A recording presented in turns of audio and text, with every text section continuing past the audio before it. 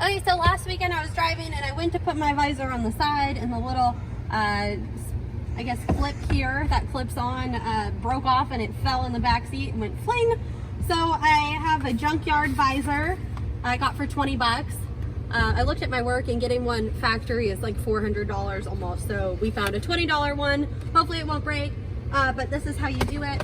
First off, there's a little cover. If you take this and turn to the side, the cover goes in there. So I just used a little pick and took the cover off and just snuck under there and popped it out.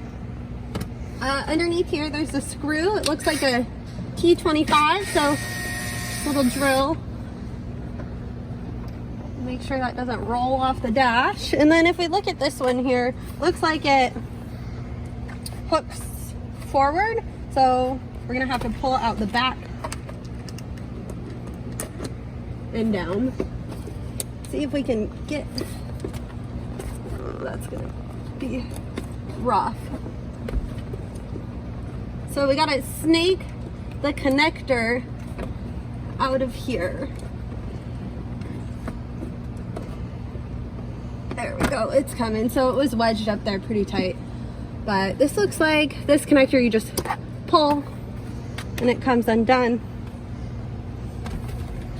And then here's our new one. I'm gonna line up the tabs. It clicked. I'm gonna try to wedge this nicely back in there. Tip that in till it's flush. Then we have our little screw we're gonna start. See if we can get it lined up by hand.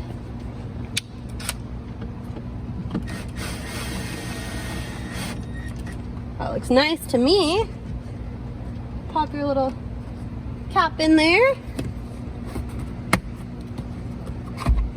There's our visor. So I'm gonna clean that up and we should be good to go. So that was pretty simple. Thank you for watching. Hopefully this will help you out if your visor breaks. Okay, like, comment, and subscribe. Thank you for watching. What are you doing?